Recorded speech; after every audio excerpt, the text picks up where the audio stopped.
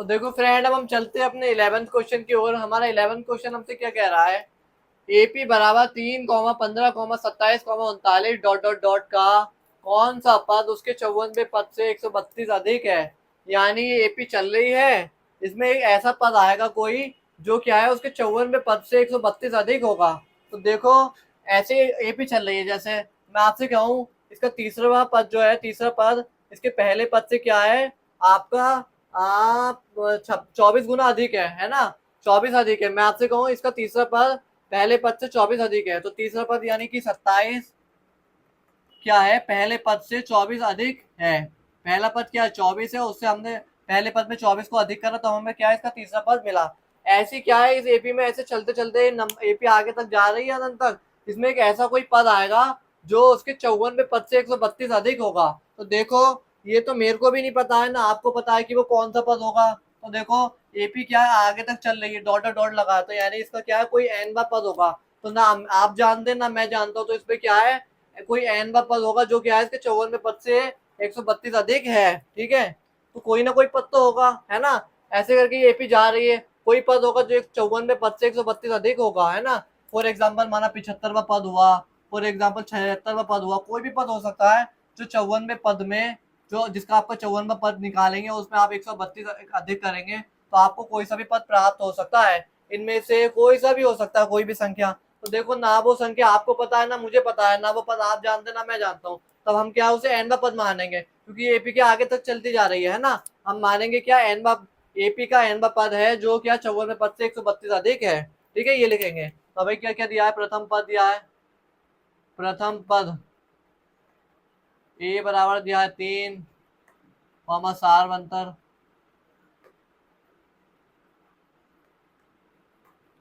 B बराबर, यानी बाद वाले पद में से पहले वाले पद को हटा दिया तो आपको कितना है, सारवंतर आ गया आपका सीधे सीधे 12।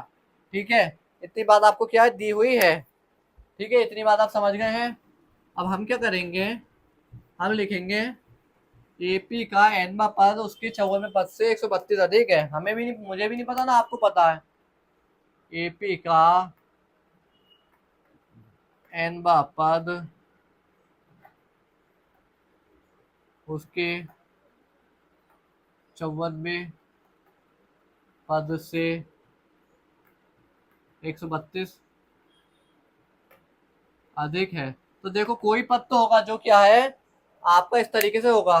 तो हमने क्या एन बा पद मान लिया, कौन सा ए एन बा पद मान लिया, हमें पता ही नहीं है जो क्या है इसके 54वें पद, यानी कि ए 54 से 132 अधिक करेंगे तो आपको मिलेगा। यानी कि आप इसमें इस एपी में कोई पद होगा जिसमें जब आप क्या है 54वें पद में 132 को जोड़ दोगे तब आपको वो मिलेगा। तो अब हमें पता नहीं है वो कौन से नंबर का है, तो हमने क्या है एन बा मान लिया। ठीक है, अब ए एन बराबर क्या होता है आप जानते हैं, एन बराबर होता है a plus N minus one into d होता है। बराबर 54वें पद को हम क्या लिख सकते हैं, ए प्लस आपका 53 इंटू डी प्लस 132। ठीक है, तो देखो ए से तो ए कैंसिल आउट हो गया, अब बचा आपका क्या, आपका बचा आपका एन डी माइनस डी, और इधर हो गया माइनस का 54, वो सॉरी माइनस का 53 डी बराबर आपका 132। मैंने क्या करा, ए से ए को काट दिया। ठीक है, इस डी के अंदर गुणा कर दिया N D minus one minus D, और इस 53 डी को प्लस के तरह के माइनस को कर लिया। तो एन डी बराबर हो गया आपका कितना, 52 डी। ठीक है, कितना ही माइनस का डी और माइनस डी हो गया 54 डी, बराबर हो गया आपका कितना 132। तो देखो, हम क्या डी का मान रख देते हैं, डी का मान क्या है आपका, डी का मान, डी का मान है आपका 12। एक काम करते हैं हम क्या है ना, एक काम करते हैं, सबसे बढ़िया बात, इस क्वेश्चन को सॉल्व करने के लिए हम क्या करते हैं, आप देखो यहाँ से समझो, मैं आपको थोड़ा स्टेप बच जाएंगे। हम क्या करते हैं ना, तो हमारे पास क्या बचा, N minus one into D बराबर बचा 53 डी प्लस 132। हम डी का मान यहीं पर रख देते हैं जिससे हमारा स्टेप आगे बढ़े, ज़्यादा लंबा जाएगा ही नहीं। N R minus one into different कितना है 12 का। ठीक है, तो 53 इंटू 12 प्लस 132, तो 12 या 36 का 6 हासिल लगा 3, 12 या 36 का 6 हासिल लगा 3, 12 5 60 और 3 63 प्लस 132। ठीक है, अब 6 3 6 में 1 3 2 को जोड़ दो आप, 6 2 8, 3 3 6, 6 और 1 7। तो यानी कि n-1 इंटू 12 बराबर आपका कितना आ गया, यहाँ पे भी लिखो n-1 इंटू 12 बराबर है आपका ये, ठीक है। इसका गुणा करके आया आपका 7 6 8, तो n-1 बराबर आ गया 7 6 8 अपॉन में 12, ठीक है। तो ये 12 के गुणा का था, मैंने भाग में भेज दिया। 12 पंजे 60, 12 6 72, 12 6 72, 4 इधर गया, 12 चौक 48, ठीक है। तो n-1 बराबर आपका आ गया 64, तो n बराबर आ गया आपका सीधे सीधे 65। यानी इस एपी का क्या है, 65 नंबर का पद जो है, इसके 54वें पद से आपका 132 अधिक है, ठीक है। तो आपको जब आप 65वां पद निकालोगे और आप 65वां पद जो है उस किसके बराबर होगा, आपके 54वें पद में जब आप 132 जोड़ोगे तो उसके बराबर होगा। तो हम क्या लिखेंगे, अतः एपी का 65वां पद उसके 54वें पद से 132 अधिक है, ठीक है। तो आई होप आपको ये चीज़ समझ में आ गई होगी, ये क्वेश्चन समझ में आ गया होगा। तो देखो ज़्यादा टफ नहीं है क्वेश्चन, सिर्फ आपको इसमें क्या है, एक चीज़ समझनी है कि 54वां पद, यानी इस ये सीरीज चल रही है तो कोई ना कोई पद तो होगा जो क्या है, आपका 54वें पद से 132 अधिक होगा। तो हमें पता नहीं था तो हमने एन पद मान लिया, एन पद मान लिया। तो जिस भी पद को निकालते हैं उसे क्या बोलते हैं, एन बोलते हैं ना, जिस भी पद को निकालते हैं। तो एन बराबर क्या हो गया आपका 154 प्लस 32 डी, 132 डी। कोई पद है जो क्या है इन दोनों के योग के बराबर है, तो हमें पता नहीं है तो हमने उसका मान रखा, और ए डी का मान हमें पता था, हमने उसे सॉल्व किया तो एन का मान हमें मिल गया है। यानी एपी का 65 नंबर का पद उसके 54 नंबर के पद में जब आप 132 जोड़ोगे तब आपको प्राप्त होगा, ठीक है। तो चलते हैं अपने अगले क्वेश्चन की ओर। तो देखो फ्रेंड, अब हम चलते हैं अपने क्या एक्सरसाइज 5.2 के क्या 12वें क्वेश्चन पे। तो हमारा 12वां क्वेश्चन हमसे क्या कह रहा है, दो समांतर श्रेणियों का सारबंतर समान है, यदि इनके 100वें पदों का अंतर 100 है तो इनके 1000 पदों का अंतर क्या होगा। यानी दो अलग अलग समांतर श्रेणियां हैं जिनका क्या है, कॉमन डिफरेंट सेम है। यानी कि माना मैं आपको बताऊं, जैसे फॉर एग्जांपल आपकी पहली समांतर श्रेणी है A1 A2, sorry A1 A2 A3, इस तरीके से समांतर श्रेणी है कोई जिसका क्या है डी सेम ही है, जिसका डी भी सेम है, और दूसरी है आपकी A1 A2 A3, इस तरीके की समांतर श्रेणी है आपकी कोई अलग अलग, जिनका क्या है इसका भी सारबंतर समान है, ठीक है। तो इससे इसने आपसे क्या कहा, इनके यदि 100वें पदों का अंतर 100 हो तो इनके 1000 पदों का अंतर ज्ञात कीजिए। तो हम क्या करेंगे, लिखेंगे पहले माना पहली समांतर माना पहली समांतर श्रेणी का प्रथम पद हमने कितना मान लिया, प्रथम पद मान लिया हमने कितना ए, प्रथम पद ए मान लिया, कॉमा सार बनतर तो आपको क्या है दोनों का समान ही है, सार बनतर इसका क्या है, इसका भी डी होगा, सार बनतर डी होगा। और हमने क्या करा, माना दूसरी समांतर श्रेणी का प्रथम पद हमने कितना मान लिया ए, कॉमा इसका सार बनतर भी आपका कितना होगा, सार बनतर इसका होगा आपका डी, क्योंकि दोनों का क्या है सार बनतर समान है। तो आपसे क्या कहा गया है प्रश्न के अनुसार, प्रश्नानुसार देखिए आप, प्रश्नानुसार क्या कहा है आपसे, प्रश्नानुसार कि यदि इनके 100वें पदों का अंतर, तो पहली समांतर श्रेणी का 100वां पद क्या होगा A100, और दूसरी समांतर श्रेणी का 100वां पद होगा A100, क्या है आपका 100 है, 100 है ना, हाँ। तो ये 100वां पद क्या होता है आपका A+99 इंटू डी हो जाएगा ये, और ये हो जाएगा A+99 इंटू डी, ये माइनस चिन्ह ऐसे लगा देंगे, बराबर 100, ठीक है। ये 100 को हमने लिख दिया A+99D, और ये 100 को लिख दिया A+99D। तो A+99D माइनस के अंदर गुणा कोई माइनस ए, माइनस का 99 इंटू डी बराबर आपका 100। तो देखो 99D से 99D कट गया, ए माइनस ए बराबर आपको मिल गया कितना 100। ये बन गई आपकी समीकरण नंबर 1, ठीक है। अब आपसे क्या कहा, इनके इनके 1000 पदों का अंतर क्या होगा, तो अब हमें क्या है इनके 1000 पदों का अंतर करना है, दोनों श्रेणियों के 1000 पदों का अंतर। दोनों श्रेणियों के 1000 पदों का अंतर, यानी कि क्या, A 1000 minus A 1000 is equal to क्या होगा आपका क्वेश्चन मार्क। ठीक है, तो अब हम निकालते हैं इसके आगे का। आप यहाँ देखो, इसके आगे का यहाँ है हाँ सीन। तो देखो ए 1000 को हम क्या लिख सकते हैं, ए प्लस 999 इंटू डी और माइनस ए प्लस 999 इंटू डी बराबर हमें क्या फाइंड करना है। तो ए प्लस 999 इंटू डी माइनस का ए माइनस का 999 इंटू डी बराबर हमें क्वेश्चन मार्क चल रहा है, हमें फाइंड करना है। तो 999 डी से 999 डी कट गया, सॉरी 999 इंटू डी था। अब ए माइनस ए बराबर आया आपका क्या क्वेश्चन मार्क। तो ए माइनस ए हमें क्या है 100 है। हम क्या लिखेंगे समीकरण 1 से, समीकरण 1 से ए माइनस ए बराबर है आपका कितना 100 है। तब हम क्या लिखेंगे एपी, इस एपी के 1000 पदों का अंतर 100 होगा।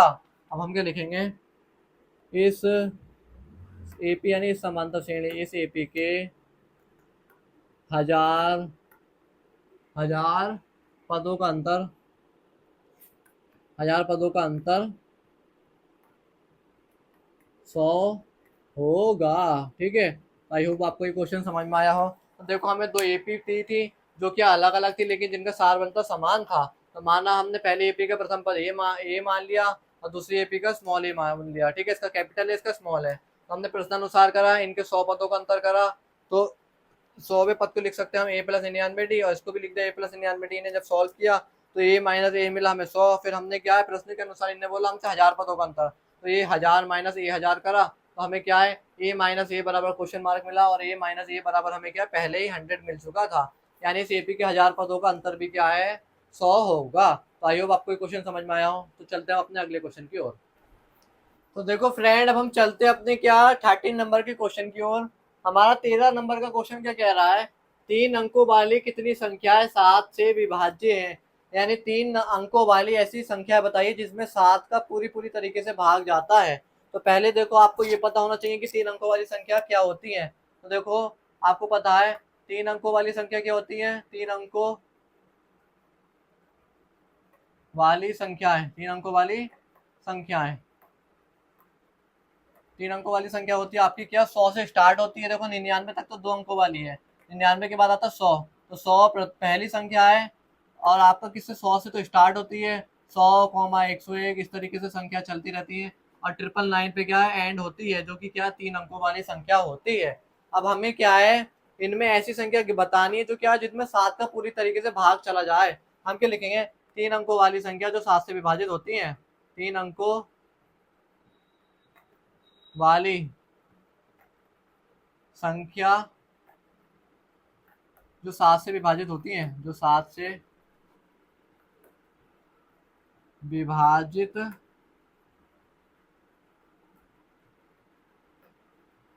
होती है, 3 अंकों वाली संख्या जो क्या है 7 से विभाजित होती है। तो देखो 100 में 7 का भाग जाएगा, 7 एकम 7 और आपका कितना 7 एकम 7 3 का 7 चौक 28, 100 में भी नहीं आएगा, 101 में, 101 में भी नहीं आएगा, 102 में, 7 एकम 7 7 2 14 101 में भी नहीं आएगा। तो 15 छिंगा कितना होता है, 15 छिंगा 90, 15 छिंगा 105।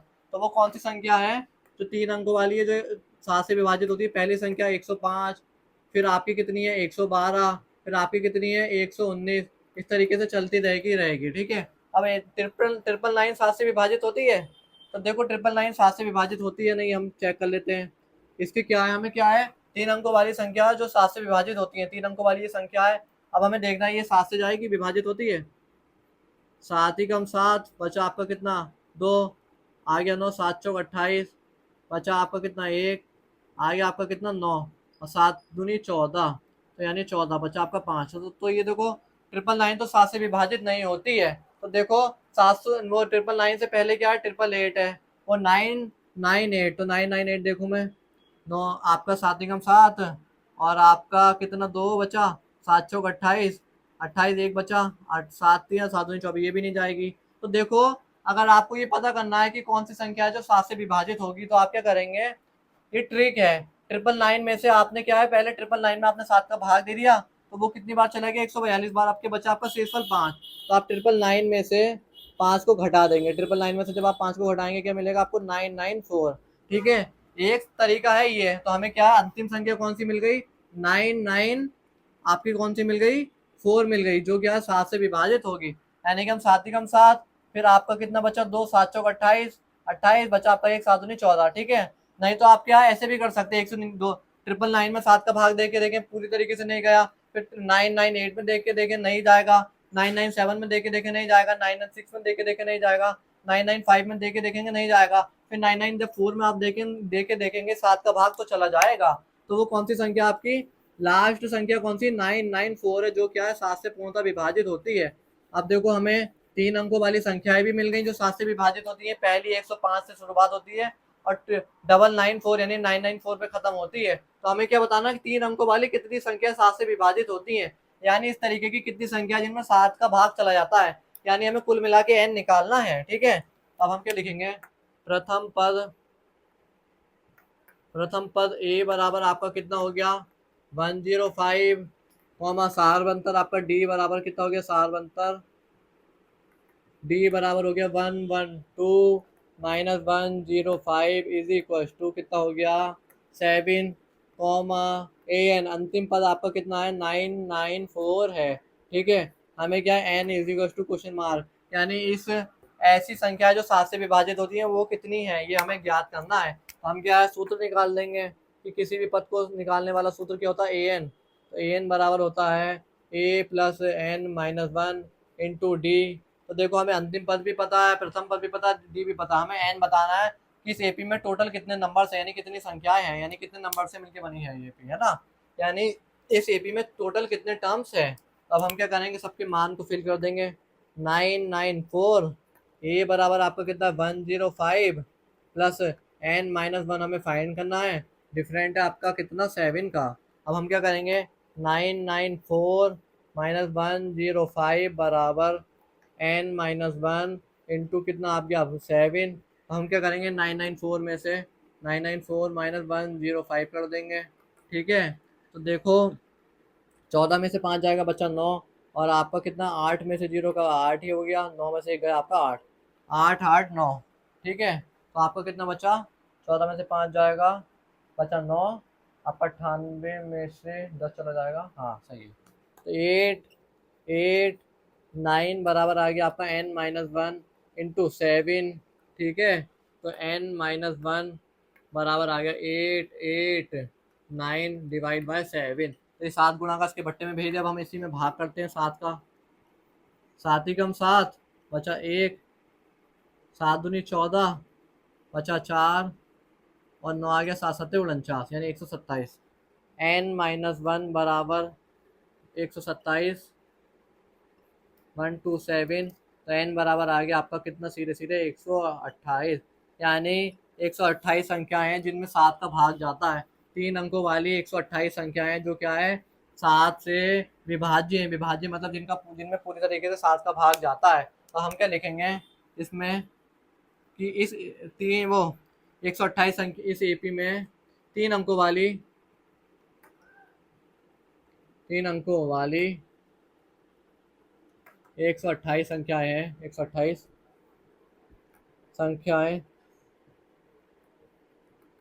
हैं जो क्या है आपका 7 से विभाज्य है, 7 से विभाज्य है, यानी 128 संख्याएं हैं जिनमें क्या 7 का भाग जाता है। ठीक है, 3 अंकों वाली जो संख्याएं हैं इनके बीच में टोटल आपकी 128 नंबर है जिनमें क्या 7 का भाग जाता है। तो आई होप आपको ये क्वेश्चन समझ में आया हो। तो हम चलते इसके अगले क्वेश्चन की ओर। तो देखो फ्रेंड, अब हम चलते अपने क्या तो आपके अगले क्वेश्चन 14 नंबर के क्वेश्चन की ओर।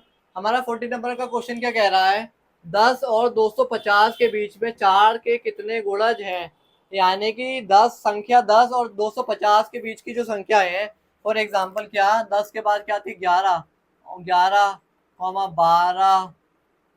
डॉट डॉट डॉट, और 250 के बीच में क्या आती है 249 आती है 250 से पहले, यानी 10 और 250 के बीच की संख्या क्या है 11 12 249 ही है। के बीच में 4 के कितने गुणज है, यानी के बीच में ऐसी कौन सी संख्या है जिनमें 4 का भाग जाता है। 4 के गुणज का मतलब ऐसी संख्या जिनमें 4 से पूरी तरीके से भाग चला जाता है। तो वो क्या है, देखो 4 11 तो नहीं है जिसमें 4 का भाग जाता है, तो वो कौन सी संख्या है, 12 है। 12 है आपका, है 12, और 12 4 चौक 16, 4 पंजे 20, इस तरीके की ये संख्याएं जो इसमें क्या है 4 का भाग चला जाता है, तो 10 और 250 के बीच में आती हैं। तो देखो 250 के बीच से पहले क्या है, 249, 249 में 4 का भाग नहीं जाता। 249 से पहले आता है कितना, 248, जिसमें क्या है 4 का भाग पूरी तरीके से चला जाता है। तो यानी कि 10 और 250 के बीच की ये संख्याएं 12, 16, 20 डॉट डॉट डॉट और 248, जिसमें क्या है 4 का भाग जाता है। तो अब हमें क्या बताना है कि ऐसी कितनी संख्या है जिनमें क्या है 4 से भाग जाता है, यानी प्रथम पद, सारवंतर हमें सब दिया हुआ है, अंतिम पद भी दिया है। ये बताना है कि इस तरीके की जो संख्या है जिनमें 4 का भाग जाता है, इनकी संख्या कितनी है, यानी हमें n ज्ञात करना है। अब हम क्या लिखेंगे आंसर करके, प्रथम पद ए बराबर दिया आपको कितना 12, कॉमा सारवंतर, सारवंतर डी डिफरेंट बराबर दिया है आपको कितना 16 माइनस 12 इजिकल्स टू कितना आपका 4। ठीक है, अंतिम पद ए एन बराबर दिया आपको कितना 2 4 8। आपको एन बराबर ज्ञात करना है, यानी कि कितने पद हैं जिसमें 4 का भाग जाता है। तो हमारे पास सूत्र आता है, आप जानते हैं सूत्र क्या है हमारा, ए एन बराबर a plus N minus 1 into d से लिख देंगे हम। ठीक है, अब हम क्या करेंगे, ए एन का मान हमारा कितना है 248 इज इक्वल टू ए कितना आपका 12 plus N minus 1 into D, different कितना आपके पास 4 का, तो 2 4 8 माइनस 12 बराबर एन माइनस 1 इंटू 4। 248 में से 4 चला जाएगा, ये आपका हो गया 248, 238, 236, 236 बराबर एन माइनस 1 इंटू कितना 4। ठीक है, एन माइनस 1 बराबर आ गया 236 अपॉन में 4। तो देखो 4 पंजे 20 और 4 पंजे 20, 3 का इधर 4 निमच आपका कितना 36। एन माइनस 1 बराबर आया आपका 5 9, एन बराबर आया आपका कितना सीधे सीधे 60। ठीक है, तो यानी कि हम क्या लिखेंगे 60 संख्याएं हैं जो 4 10 और 250 के बीच में 60 संख्याएं 4 की गुणज है, यानी 10 और 250 के बीच में 60 संख्या ऐसी है जिसमें 4 का भाग चला जाता है। 4 की गुणज का मतलब हो गया जिसमें 4 का पूरी तरीके से भाग चला जाता है। हमने ये लिख दिया 10 और 250 के बीच में 60 संख्याएं हैं, 60 संख्याएं 4 की गुणज है। तो आई होप आपको ये क्वेश्चन समझ में आया हो। तो देखो हमने यही करा है, 10 और 250 के बीच की संख्या लिख ली है जिसमें 4 का भाग जाता है। फिर हमें ए डी सबका मान पता था, हमें क्या ये बताना था कि ये कितनी संख्या है, वो कितनी है 60 है। तो आई होप आपको ये क्वेश्चन समझ में आया हो। तो चलते हैं अपने अगले क्वेश्चन की ओर। तो देखो फ्रेंड, अब हम चलते हैं अपने 15 नंबर के क्वेश्चन की ओर। हमारा 15वां क्वेश्चन हमसे क्या कह रहा है, एन के किस मान के लिए दोनों समांतर श्रेणियां 63 65 67 डॉट डॉट डॉट और 3 10 17 डॉट डॉट डॉट के nवे पद बराबर है। यानी कि इस क्वेश्चन आपसे क्या कह रहा है, कोई एक ऐसा पद है जिसपे क्या इस समांतर श्रेणी का भी मान बराबर है और इस समांतर श्रेणी का भी मान बराबर है। यानी कि कोई ऐसा पद है जिसमें क्या है दोनों समांतर श्रेणी के ए एन बराबर क्या है आपका ए एन है। मैं आपको बताऊं, जैसे ही समांतर श्रेणी चल रही है पहली वाली 63 65 67 dot dot dot dot dot, कोई एक ऐसा मान आएगा। फॉर एग्जाम्पल बता रहा हूँ मैं, एग्जाम्पल की माना 200 आ गया। ठीक है, और ये समांतर श्रेणी चलिए 3 10 17 dot dot dot dot dot dot, माना इस पे भी 200 आएगा कोई मान। तो वो कौन से नंबर पे आएगा जिसपे ये दोनों मान क्या है बराबर है, ये आपको क्या है ज्ञात करना है। ठीक है, तो आपको आई होप क्वेश्चन समझ में आया हो। क्वेश्चन में हमसे क्या कहा है, एन के किस मान के लिए, यानी कौन से नंबर पर समांतर श्रेणियों के दोनों एनवे पद बराबर हैं। तो एन यानी कोई पद होगा जो क्या है एन के किसी मान के लिए बराबर होगा। फॉर एग्जाम्पल जैसे ये वाला पद क्या है 19 है और इस पे भी 19 है, तो दोनों का 19वें नंबर पे के पद क्या बराबर होंगे। मैंने एक एग्जाम्पल बताया, वो हम क्या अभी सॉल्व करेंगे तो हमें पता चलेगा कि कौन किस मान के लिए एन का मान क्या बराबर होगा। तो देखो ये क्वेश्चन क्या आपको कॉन्सेप्ट से समझना है। इस क्वेश्चन में आपसे कहा क्या है, एन के किस मान के लिए, यानी एन का मान क्या है, कोई ऐसी संख्या है, संख्या हम किसी समांतर श्रेणी में एन कहते हैं, यानी एन कौन से नंबर की संख्या है जिसमें दोनों समांतर श्रेणियों के मान बराबर हैं, यानी an बराबर an है। ठीक है, तो पहली समान मान हम क्या लिखेंगे, माना पहली समांतर, वो माना नहीं होगा, पहली समांतर श्रेणी हम तो दिया ना, मैं पहली समांतर श्रेणी का प्रथम पद ए बराबर हमारा कितना 63 है, कोमा सारबंतर बी बराबर आपका कितना है 65 माइनस 63, तो बराबर आपका कितना है सीधे सीधे 65 माइनस 63 यानी 2। ठीक है, अब हम क्या लिखेंगे, दूसरी समांतर श्रेणी का प्रथम पद ए बराबर क्या है आपका 3 है, कॉमा सारबंतर डी बराबर आपका कितना है, आपका डी बराबर है 10 माइनस 3 यानी कि आपका 7। ठीक है, इतनी बात आपको समझ में आ गई। अब हम चलते हैं क्या, प्रश्नानुसार। हमसे प्रश्न में क्या कहा गया है, प्रश्नानुसार। अब आप समझो, n के किस मान के लिए दोनों समांतर श्रेणियों के nवें पद बराबर हैं। nवां पद, तो पद को किससे दर्शाते हैं हम, n से, और उसका क्या है nवें पद बराबर है, तो इस समांतर श्रेणी का पद क्या है, a है प्रथम पद, और हमें nवें पद क्या बराबर है, यानी n के कौन से नंबर पर an बराबर an है। ठीक है, ये बात आपको बतानी है। तो an बराबर, तो देखो ये प्रथम समांतर श्रेणी हमारी ये है ना, तो क्या है, क्या होगा, n के किस मान के लिए, n के किस मान के लिए दोनों पद बराबर हैं, तो an बराबर an किस नंबर पर है, यानी हमें n फाइंड करना है। तो इसे क्या लिख सकते हैं हम, a plus n minus 1 into D बराबर a plus n minus 1 into D. इतनी बात आपको समझ में आ गई। अब a बराबर हमें क्या दिया है, पहली समांतर श्रेणी में दिया आपका 63 यानी 63, चलो मैं मार्कर थोड़ा हल्का चल रहा है, 63 plus n minus 1 into D क्या है आपका 2 बराबर आपका इसमें a है 3 plus n minus 1 into D, different कितना आपका 7। ठीक है, तो देखो अब आप क्या करो, इनकी गुणा कर दो, 63 प्लस 2n माइनस 2 बराबर 3 प्लस 7n माइनस 7। अब आप इन्हें एक जगह बुला लो। ठीक है, तो 63 संख्याओं को एक जगह कर लो, 63 माइनस 2। ठीक है, इधर का प्लस का 3 इधर आके माइनस का हो गया, इधर माइनस का 7 इधर आके प्लस का हो गया, संख्या एक तरफ हो गई, और प्लस 2n इधर आ गया ये माइनस का 7n। अब आप इन्हें सॉल्व कर लो, बराबर 0 हो गया। तो देखो 2 और 3 आपका कितना हो गया, माइनस का 2 और माइनस का 3 हो गया माइनस का 5, 5 में से 7 चला जाएगा, बचा 2, तो 65 हो गया, 65, और आपका माइनस का 5 कितना, 7n में से 2n चला गया, माइनस का 5n बराबर 0।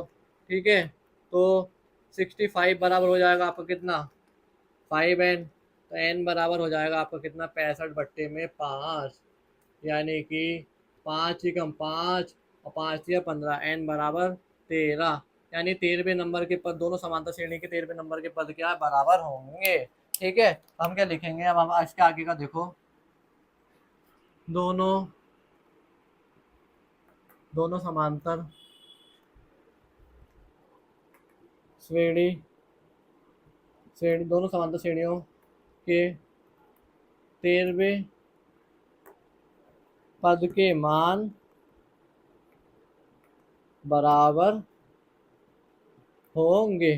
ठीक है, तो देखो हमने क्या बताया, हाँ, n बराबर कितना है आपका 13, तो यानी दोनों समांतर श्रेणी, इस समांतर श्रेणी का 13वां पद जो आएगा और इस समांतर श्रेणी का 13वां पद जो आएगा, इन दोनों के मान क्या बराबर होंगे। तो हमसे क्वेश्चन में क्या कहा था, n के किस मान के लिए, यानी कौन से नंबर वाली जो संख्या है दोनों एपी की, जो इसके मान क्या है बराबर है, तो 13वां जो नंबर है A30 जो होगा आपका, इसका भी बराबर होगा, इसका भी बराबर होगा। मैं देखो चलो आपको करके दिखा दो एक बार ना, जिससे आपको डाउट ना रहे। तो पहले समांतर श्रेणी का A30 निकालते हैं, A13 बराबर होगा a प्लस 12d, इतना होगा। तो पहली समांतर श्रेणी का प्रथम पद क्या है आपका 63 प्लस 12 इंटू डिफरेंट कितने का है 2 का, तो 63 प्लस 12 दूनी 36। ठीक है, तो 6 और 3 9 और 99। अब इस वाली समांतर श्रेणी का देखो आप, इसका प्रथम पद क्या होगा, A30 बराबर होगा आपका A+12D होगा। इसका देखो, हाँ इस वाली का देखो, तो इसका प्रथम पद हमने कितना ले लिया, 3 हो गया, +12 इंटू डिफरेंट इसका कितना है, 7 का है। ठीक है, 3 + 12 पंजे 60, 12 छिंग 72, 12 सत्ते 84, 84, रुक जाओ मैं आपको अभी बता दूँ, 84 और 3 हो गया आपका कितना, 87। तो देखो ये आपका कितना आया, A30, ये आपका 63 है, और मतलब 12 इंटू डी, 12×2 = 24, सॉरी देखो 12×2 = 24 होगा, हाँ मैंने 12×3 = 36 कर दिया था, 12×2 = 24 होगा ये। तो 24, 6×3 = 7, और आपका कितना हो गया, आपका 87, 63 और 24 मिलकर 87, और 63 और 24 मिलकर 87, यानी इस वाली एपी का 13वां पद भी 87 आया, इस वाली एपी का 13वां पद भी 87 आया है। तो देखो आपको आई थिंक अब कोई डाउट नहीं होगा, ये क्वेश्चन अच्छे से क्लियर हो गया होगा। इस क्वेश्चन में हमसे बेसिकली कुछ नहीं ये पूछा था कि ये भी एपी जा रही है और ये भी एपी जा रही है, कौन से इस एपी का कौन सा पद है जिसका मान, और इस एपी का कौन सा पद है जिसका मान दोनों आपस में क्या है, बराबर है। तो 13 नंबर के पद है, इस एपी का 13वां पद और इस एपी का 13वां पद, दोनों के मान क्या आपस में बराबर हैं। तो आई होप आपको ये क्वेश्चन समझ में आ गया होगा। तो हम चलते हैं अगले क्वेश्चन की ओर। तो देखो फ्रेंड, अब हम चलते हैं अपने 16वें नंबर की क्वेश्चन की ओर। हमारा 16 क्वेश्चन क्या कह रहा है, वहाँ एपी ज्ञात कीजिए जिसका तीसरा पद 16 है और 7वां पद आपको कब मिलेगा, जब आप 5वें पद से 12 अधिक करेंगे, यानी 5वें पद में 12 अधिक करेंगे।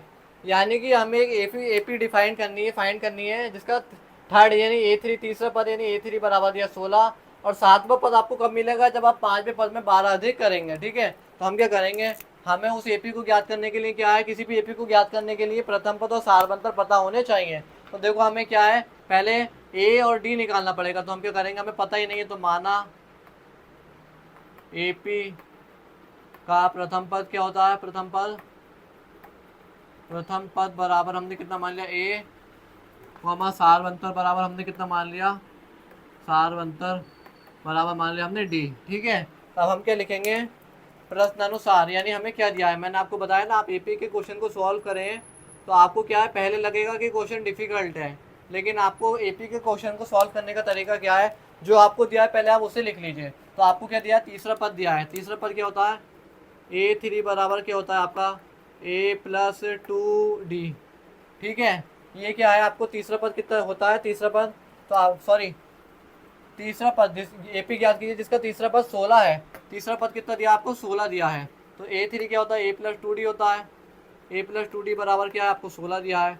इसे मान लीजिए आप समीकरण 1, और आपसे दूसरी कंडीशन क्या बोली है, 7वां पद आपको कब मिलेगा, यानी A7 आपको कब मिलेगा, जब आप क्या करेंगे, 5वें पद में आप क्या करेंगे, 12 अधिक कर देंगे। तो आपको दिया है ना 7वां पद आपके 5वें पद से 12 अधिक है, तो 7वां पद क्या होता है, A+6D बराबर A+4D +12, ए से ए कैंसिल आउट हो गया, 6D - 4D बराबर आ गया आपका कितना, 12, 2D बराबर आ गया आपका कितना, 12, D बराबर आ गया आपका सीधे सीधे 6। ठीक है, D का मान हमें मिला कितना, सीधे सीधे 6।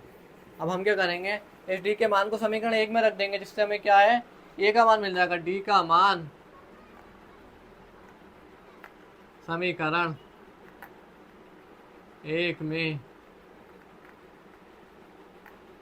रखने पर, D का मान हमने समीकरण 1 में रख दिया, तो समीकरण 1 क्या है, A+2 इंटू डी की जगह 6 बराबर 16, तो A+6 दूनी 12 बराबर 16, तो A बराबर आ गया आपका 16 - 12, यानी कि कितना, सीधे सीधे 4। तो A बराबर हमें कितना मिला, A बराबर मिला हमें 4। ठीक है, तो आपको पता हमें A भी मिल गया और D भी मिल गया। किसी भी समांतर श्रेणी को बनाने के लिए हमें A और D चाहिए होता है। हम क्या लिखेंगे अब, समांतर श्रेणी का व्यापक रूप, समांतर श्रेणी का व्यापक रूप, समांतर श्रेणी का व्यापक रूप यानी समांतर श्रेणी कैसी होती है, A+D, यानी दूसरा पद होता है A+D, तीसरा पद होता है A+D+D, चौथा पद होता है A+D+D डॉट डॉट, इस तरीके से पद चलते रहते हैं। तो ये क्या हो गया, पहला पद A, दूसरा पद A+D, तीसरा पद A+2D, ये जानते हैं आप, चौथा पद A+3D, इस तरीके से क्या है, पद चलते रहते हैं समांतर श्रेणी में। तो हमारा A क्या आया है आपका, 4 आया है, पहला पद है 4, दूसरा पद आएगा 4 + D कितना आया आपका डी आया आपका 6, ठीक है, कॉमा ए प्लस ए क्या है आपका 4 है, तीसरा पद आया 4 और प्लस 2 इंटू डी कितना आया आपका 6, तीसरा पद ए है 4 प्लस 3 इंटू डी आया आपका 6। इस तरीके से क्या है अलग अलग पद चलते रहेंगे। तो पहला पद 4 आया, दूसरा पद आया आपका कितना 10, तीसरा पद आया 6 दूनी 12, 12 4 16, चौथा पद आया 6 3 18, 18 4 22। इस तरीके से क्या है हमें ए पी मिली है। तो अब हम क्या लिखेंगे, ए पी बराबर ये है, ठीक है। तो आई होप देखो हमें एपी ज्ञात करना था, तो हमने क्या एपी को क्या है ज्ञात कर दिया है। इस तरीके से हमारी एपी मिलेगी। तो देखो हमसे क्या कहा गया था, इसका तीसरा पद 16 है, तो इसका तीसरा पद क्या आया 16 आया है। तो हमारी एपी किस रूप की आई, 4 10 16 22 के रूप की आपकी एपी आई है। तो देखो ये बहुत ही ईजी क्वेश्चन है और इस तरीके के क्वेश्चन मैंने आपको स्टार्टिंग में कराए थे। तो आई होप आपको ये क्वेश्चन समझ में आया हो। तो चलते हैं अपने अगले क्वेश्चन की ओर। देखो फ्रेंड अब हम चलते हैं अपने क्वेश्चन 17 की ओर। हमारा 17 क्वेश्चन क्या कह रहा है, एपी 3 8 13 डॉट डॉट 253 में अंतिम पद से 20वां पद ज्ञात कीजिए। यानी कि हमें अंतिम में पद से क्या है 20वां पद ज्ञात करना है। तो देखो जैसे एपी जा रही 3 8 13, इस तरीके से हमें क्या इस एपी को उल्टा कर देना है, ठीक है। यानी 2 5 3 इस वाले पद से हमें क्या है ऐसे कर देना है एपी को 3 8 13, ठीक है। हमें क्या है इस पद से क्या है हमें उल्टा अंतिम पद ज्ञात करना है। तो देखो ये क्या हो जाएगा, ये हो जाएगा आपका 3 8 13 इस तरीके से। तो देखो पद क्या घटते हुए उसमें हो जाएगा। इस हमसे क्या कहा गया है, 3 8 13 ये एपी दी है, में अंतिम पद से 20वां पद ज्ञात कीजिए। यानी इस एपी को उल्टा कर दो आप। हमने क्या है अंतिम पद से 20वां पद, तो अंतिम पद में ये क्या है, ये इससे हमें 20वां पद ज्ञात करना है। तो ये क्या हमारा प्रथम पद बन जाएगा। तो अब हमारा हम करते हैं इस क्वेश्चन को। इतनी बात आपको समझ में आ गई होगी। प्रथम पद क्या है अब हमारा, प्रथम पद ए बराबर है आपका 253 सारबंतर डी, सारबंतर डी बराबर है आपका कितना, बाद वाले पद में से पहले वाले पद को घटाना, यानी 3 -8 बराबर आपका कितना आ गया -5। आप इस क्वेश्चन में एक चीज समझो ना, आपसे क्या कहा है एपी में अंतिम पद से 20वां पद ज्ञात कीजिए। यानी अंतिम पद को आपको पहला पद बना लेना है और इसके बाद जब आप ऐसे चलते चलते 20वें नंबर पे आएंगे 20वें नंबर का पद आपको ज्ञात करना है। तो ठीक है, हमें क्या ज्ञात करना है, A20 ज्ञात करना है। वो क्या होता है A प्लस 19D होता है। तो हमारे पास A और D दोनों है, तो हम क्या है ज्ञात कर लेंगे 20वां पद। A20 बराबर A क्या है 2 5 3 प्लस 29 इंटू डिफरेंट कितने का है -5 का, ठीक है। तो 2 5 3 और ये आपको हो जाएगा प्लस माइनस माइनस, 5 निम 45 का 5 हासिल लगा 4, 5 कम 5 5 और 4 आपका कितना हो गया आपका 9, ठीक है। 19 पंजे आपका कितना हो गया 95। तो 2 5 3 में से 95 को घटा दो आप, ठीक है। तो 13 में से आपका कितना 5 जाएगा, बचेगा आपका कितना, 13 में से 5 जाएगा बचेगा 8 और आपका 24 में से 9 चला जाएगा, 24 में से 9 गया तो बचेगा आपको कितना 15। 24 में से आपका कितना घटाना है हमें 9, तो कितना बचेगा 4 4 5 यानी 15 बचेगा। तो हमारा आपका ये 20वां पद क्या आया है आपका 158 आया है, ठीक है। तो इस एपी का हमें 20वां पद ज्ञात करना था, हमने इस एपी का 20वां पद ज्ञात कर दिया है। तो आई होप आपको ये क्वेश्चन समझ में आया हो। ये क्वेश्चन इंपॉर्टेंट क्वेश्चन है, आप स्टार लगा लीजिए। ये क्वेश्चन अक्सर आपके एग्जाम में पूछा जाता है। तो चलते हैं हम अपने अगले क्वेश्चन की ओर। तो फ्रेंड अब हम चलते हैं अपने क्वेश्चन 18 की ओर। 18 के बाद क्वेश्चन हमसे क्या कह रहा है, किसी एपी के चौथे और 8वें पदों का योग 24 है तथा छठे और 10वें पदों का योग 44 है। तो एपी के प्रथम 3 पद ज्ञात कीजिए। तो देखो आपको पता है हमें किसी भी एपी के कोई भी पद ज्ञात करने के लिए ए और डी की जरूरत होती है। तो हमें क्या है एपी के प्रथम 3 पद ज्ञात करने और एपी के हमारे पास कोई भी पद नहीं है, तो हम क्या है मानेंगे, माना एपी का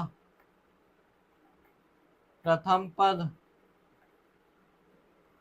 बराबर ए कॉमा, या कॉमा छोड़ो, तथा सारवंतर हमें कितना दिया, माना हमने कितना सारवंतर बराबर हमने मान लिया डी, ठीक है। तो अब हम चलते हैं प्रश्न के अकॉर्डिंग। मैंने आपको बताया एपी के क्वेश्चन सॉल्व करने के लिए आप क्या करिए, जो आपको दिया है वो आप लिख लीजिए, उससे आपको समझ में आ जाएगा कि आगे करना क्या है। तो हमें क्या दिया है प्रश्न के अनुसार, एपी के चौथे और आठवें पदों का योग। तो एपी का चौथा पद क्या होता है, A4 प्लस A8 बराबर आपको कितना दिया है 24। तो A4 को हम लिख सकते हैं A+3D प्लस A8 को लिख सकते हैं A+7D बराबर 24। ठीक है, तो A और A हो गया 2A और प्लस आपका कितना हो गया 3 और 7 हो गया 10D बराबर 24। दोनों से हमने दो कॉमन ले लिया। आप देखो A+5D बराबर 24। तो A+5D बराबर हो जाएगा 24/2। A+5D बराबर आ जाएगा 12। इससे हमने काट दिया, ये बन गया कितना 12 बार। ये बन गई हमारी क्या, समीकरण नंबर 1। ये बन गई हमारी समीकरण नंबर 1। अब हमें दूसरी स्थिति क्या दी है, और तथा छठे और 10वें पदों का योग 44 है।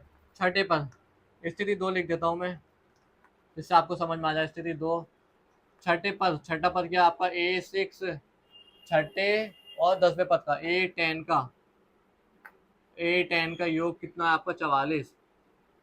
A6 को लिख सकते हैं A+5D प्लस A10 को लिख सकते हैं A+9D बराबर 44। आप देखो A और A हो गया 2A प्लस 5 और 9 हो गया आपका 14D बराबर 44। पूरे से 2 कॉमन ले लिया, अंदर बचा A+7D बराबर आपका कितना 44। इसके आगे का आप यहाँ देखिए, मैं इसको ऐसे करता हूँ A+7D बराबर 44/2, यानी कि A+7D बराबर आ गया आपका कितना 22। ये बन गई आपकी समीकरण नंबर 2। तो देखो हमें क्या बनानी है, एपी के प्रथम 3 पद ज्ञात करने, तो हमारे पास ए और डी होना चाहिए। तो अब हमारे पास समीकरण 1 ये है, समीकरण 2 ये है। समीकरण 1 और 2 को हम सॉल्व करके क्या है डी का मान निकाल लेंगे। हम क्या करेंगे, समीकरण समीकरण 1 या 2 में से समीकरण 1 को घटाने पर, समीकरण 2 में से 1 को घटाने पर, तो समीकरण 2 क्या है हमारी A+7D बराबर 22 है। और समीकरण 1 2 ये हो गई, एक क्या है आपकी A+5D बराबर है आपकी कितनी 12। अब हम इसे घटा देंगे, तो आपको पता घटाते हैं तो हम चिन्ह बदलते हैं। तो A से A कट जाएगा, 7D में से 5D चला गया, 2D आ गया, 22 में से 12 चला गया, आ गया आपका 10। तो D बराबर आ गया आपका सीधे सीधे 5। ठीक है, इतनी बात आपको समझ में आ गई होगी। हमें A भी चाहिए, तो हमें A का मान कैसे निकालेंगे, D का मान समीकरण 1 में रख देंगे। समीकरण 1 में रखने पर, तो हमने डी का मान समीकरण 1 में रखा, तो A+D की जगह 5 इंटू डी क्या है 5 बराबर आपका कितना है 12। तो A+25 बराबर 12, A बराबर हो गया आपका 12 - 25। ठीक है, तो A बराबर आपका कितना मिल गया, सीधे सीधे आपका 25 में से 10 कम करा 15, 15 में से 2 कम करा 13। तो ए बराबर मिला हमें कितना 13। तो देखो ए और डी हमें मिल गया है। तो हमें क्या है, एपी के प्रथम 3 पद ज्ञात करने थे। तो देखो इसके आगे का अब यहाँ देखो, इस चीज के आगे का ये है। अब हमारा प्रथम पद क्या होता है, प्रथम पद बराबर होता है ए। प्रथम पद क्या आया हमारा, ए बराबर आया हमारा 13। तो प्रथम पद ए बराबर आपका कितना आ गया 13। दूसरा पद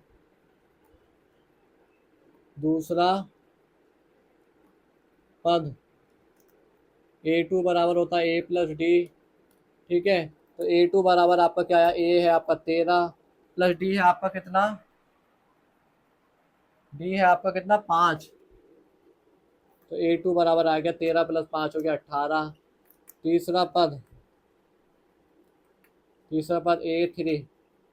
A3 बराबर A+2D, यानी इधर को लिखूँ मैं, थोड़ा आपको दिखेगा नहीं, दिख नहीं रहा होगा, इस वाले मार्कर से समझ में भी आना चाहिए ना। तीसरा पद A3 बराबर A+2D। तो A3 बराबर आपका A क्या है, आपका A है आपका कितना 13 प्लस 2 इंटू डिफरेंट कितने का 5 का। तो A3 बराबर आ गया आपका 13 + 5 = 10 यानी कि 23। ए था A3 बराबर हो गया आपका 23।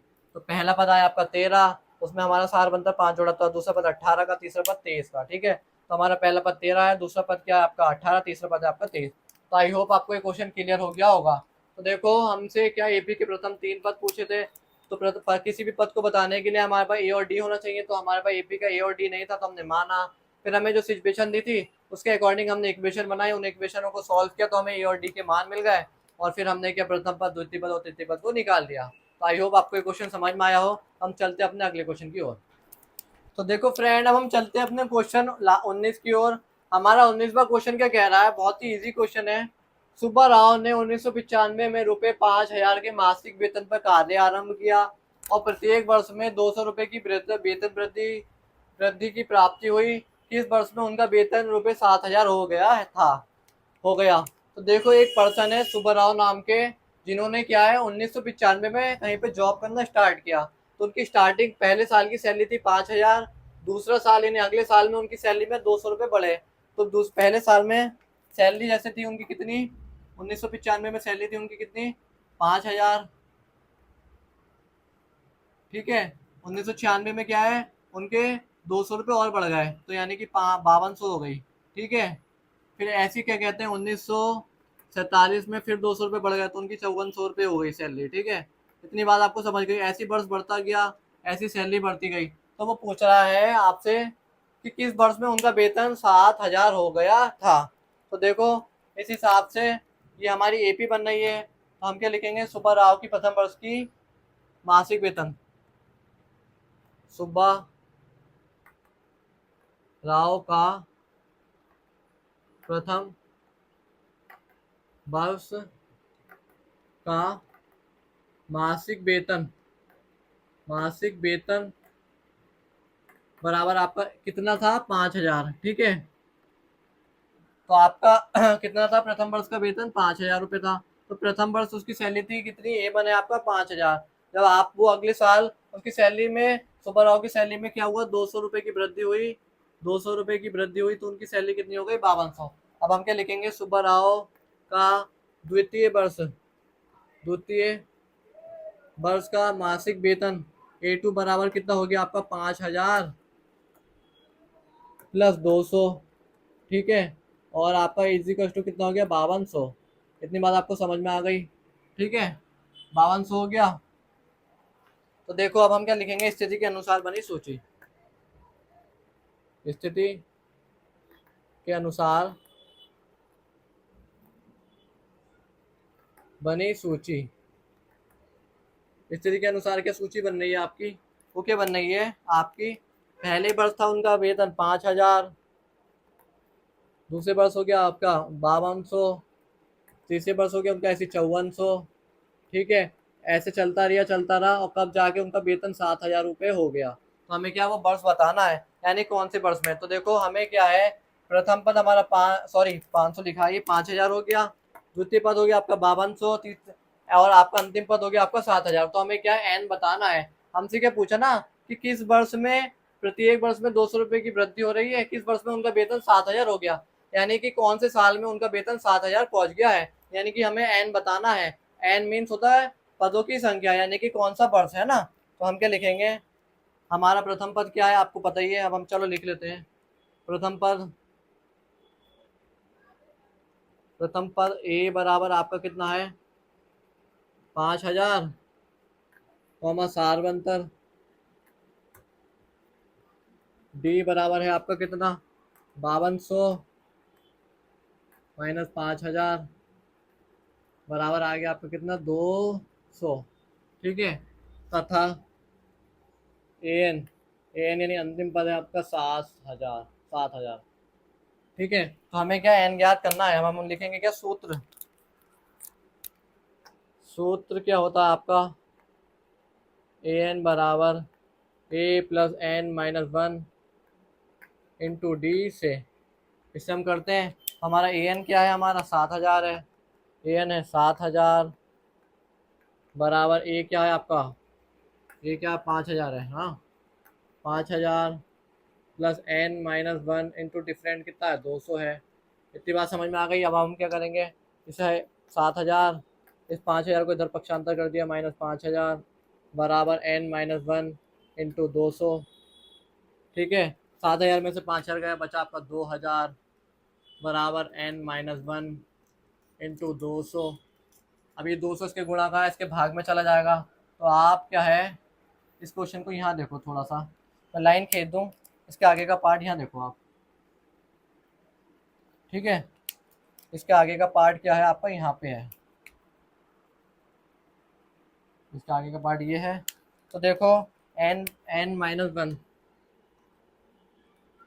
बराबर हो जाएगा 2,000 बट्टे में कितना 200, 2 जीरो से 2 जीरो कट गया, 2 धाम 10 हो गया, तो n-1 बराबर आ गया आपका 10, n बराबर आ गया आपका कितना, सीधे सीधे 11। यानी 11वें वर्ष में क्या है उनका वेतन आपका कितना हो जाएगा, 7,000 हो जाएगा। हम क्या लिखेंगे इसके बाद, यहाँ देखो, चलो मैं यहाँ लिख देता हूँ, देखो बोर्ड में थोड़ा जगह कम हो रही है, अब मैं लिख देता हूँ 11वें वर्ष में सुब्बा राव का वेतन 7,000 हो जाएगा। ठीक है, तो 11वें वर्ष में उनका वेतन कितना है, 7,000 हो जाएगा। तो देखो आई होप आपको ये क्वेश्चन समझ में आया हो। मैंने आपको स्थिति भी समझा दी। सुब्बा राव नाम के एक पर्सन है जो 1995 में क्या 5,000 की सैलरी पे उन्होंने काम करना स्टार्ट किया। 1996 में उन्हें 200 रुपये का इंक्रीजमेंट हुआ, तो आपकी उनकी सैलरी हो गई 5200। ऐसे करते करते 7,000 सैलरी उनकी कितने वर्ष बाद हुई, तो 11 वर्ष में क्या है सुब्बा राव का वेतन 7,000 हो गया था। तो आई होप आपको ये क्वेश्चन समझ में आया हो। तो हम चलते हैं एक्सरसाइज के लास्ट क्वेश्चन की ओर। तो देखो फ्रेंड, अब हम चलते हैं अपनी एक्सरसाइज के लास्ट क्वेश्चन की ओर। हमारा लास्ट क्वेश्चन हमसे क्या कह रहा है, रामकली ने किसी वर्ष के प्रथम सप्ताह में 50 रुपए की बचत की और फिर अपनी साप्ताहिक बचत रुपए 17.5 बढ़ाती गई। यदि nवें सप्ताह में उसकी साप्ताहिक बचत रुपए 207.50 हो जाती है तो n ज्ञात कीजिए। यानी कि ये पहले क्वेश्चन की तरह ही क्वेश्चन है। इस क्वेश्चन में आपसे क्या कहा है, रामकली नाम की एक गर्ल्स है जिसकी आपकी क्या है उसकी फर्स्ट वीक की सेविंग्स क्या है 50 रुपए है। उसने क्या करा सेकेंड वीक्स में अपनी सेविंग्स में क्या है 17.5%, 17.5 रुपए की क्या है और आपका इंक्रीजमेंट कर लिया। यानी पहले वीक में वो 50 रुपए की सेविंग्स कर रही है, दूसरे वीक में वो 50 रुपए के साथ साथ क्या है 17.5 रुपए की भी क्या है सेविंग्स को और बढ़ा दिया है ना। अब हम क्या लिखेंगे, रामकली की प्रथम सप्ताह की, वो हम क्या लिखेंगे, राम कली की प्रथम रामकली की प्रथम सप्ताह की बचत यानी A1 बराबर आपका कितना है 50 रुपए है। यानी उसने पहले वीक में 50 रुपए की सेविंग करी। फिर हम क्या लिखेंगे, रामकली की द्वितीय सप्ताह यानी सेकेंड वीक में उसने क्या करा अपनी सेविंग में 70 रुपए की और इंक्रीजमेंट करा। यानी A2 बराबर उसने क्या करा, A2 बराबर क्या होगा 50 प्लस 17.5 बराबर हो गया आपका कितना 50 और 61 यानी 67.5 रुपए है ना। ऐसे वो तीसरे वर्ष में भी क्या है हर तीसरे सप्ताह में भी क्या है रामकली के तीसरे लिख दो, चलो तीसरे सप्ताह की बचत यानी A3 बराबर आपका कितना हो जाएगा 67.5 प्लस 17.5, तो ये बराबर कितना हो जाएगा 5 और 5 1 हो गया। ठीक है, 7 यानी 67.5 इंटू ऐसे जोड़ लो 0.5, 5 और 5 1, 5 5 10 जीरो हाथ से लगा 1, 7 7 14 और 1 15 5 हाथ से लगा 1 4 1 7 7 और 1 8 यानी 85 हो गई। ठीक है, 85 रुपए। इस तरीके से वो क्या है अपनी सेविंग्स को क्या बढ़ाती जा रही है। तो उसकी सेविंग वो पूछ रहा है कौन से सप्ताह में उसकी सेविंग 207 रुपये हो जाएगी। यानी कि हम क्या लिखेंगे, स्थिति के अनुसार बनी एपी, स्थिति के अनुसार बनी एपी, स्थिति के अनुसार बनी एपी अरिथमेटिक प्रोग्रेशन। ठीक है, तो क्या बनी स्थिति के अनुसार एपी आपकी, पहले वर्ष उनने 50 रुपये बचा, पहले सप्ताह उनने 50 रुपये बचा है, दूसरे सप्ताह उनने 67.5 रुपये बचा है, तीसरे वर्ष उसने उसके 85 रुपये उनने हो बचा है। ऐसे करते करते उसकी सेविंग कब 207.5 पहुंच गई, ये आपको ज्ञात करनी है। यानी कितने सप्ताह बाद, कितने वीक बाद उसकी सेविंग 207 रुपये हो गई। तो हमें क्या है, कुल मिला के एन ज्ञात करना है। तो देखो प्रथम पद ए बराबर हमारा कितना हो गया, 50 हो गया, कॉमा सार बंतर डी डिफरेंट बराबर आपका कितना आ गया, 67.5 माइनस 50, यानी कि 17.5 आ गया। ठीक है, कॉमा ए एन अंतिम पद दिया है आपको, आप कितना 207.50, यानी 207.50। तो हमें क्या ये बताना है कौन से वीक में उसकी सेविंग 207 पहुंच गई है। हम क्या लिखेंगे, सूत्र, तो आपको पता है, यानी हमें एन ज्ञात करना है। ठीक है, इसमें लिखा भी है एन ज्ञात करो, ए एन बराबर a plus N minus 1 into d से। ठीक है, तो ए एन आपको क्या दिया है, ए एन दिया है 207.50 बराबर ए कितना दिया आपको 50 plus N minus 1 into different कितना दिया आपको 17.5। ठीक है, 50 मान लो। अब हम क्या करेंगे, इसमें से 207 में से हमने 50 को घटा दिया, तो इधर ये आ जाएगा, इधर को पक्षांतर कर दो। चलो 207.50 माइनस 50 बराबर एन माइनस 1 इंटू 17.50। ठीक है, तो एन माइनस 1 इंटू 17.50 बराबर आपका 207 में से 50 चला जाएगा, आपका बचेगा 157.50। ठीक है, तो एन माइनस 1 बराबर हो जाएगा आपका 157.50, और पूरे के अपॉन में कितना आ जाएगा, 17.50। ठीक है, तो जब आप ये आपका क्या कहते हैं, पॉइंट दो अंकों से आ गया, 2 से उड़ा दिया, ये कितनी बार चला जाएगा आपका, 17.50, 15750, 15,775 इंटू 17.50। तो अब हम इसे मानते हैं कितना, 170, इसको मानते हैं हम 9 से 9 बार करके देखते हैं। देखो 9 की 0 से 0, 9 पंजे 45 का 5, ऐसे लगा 4, 7 में 63, 63 और 4 67 का 7, ऐसे लगा 6, 9 और ये कम 9, 9 और 6 कितना हो गया आपका 15।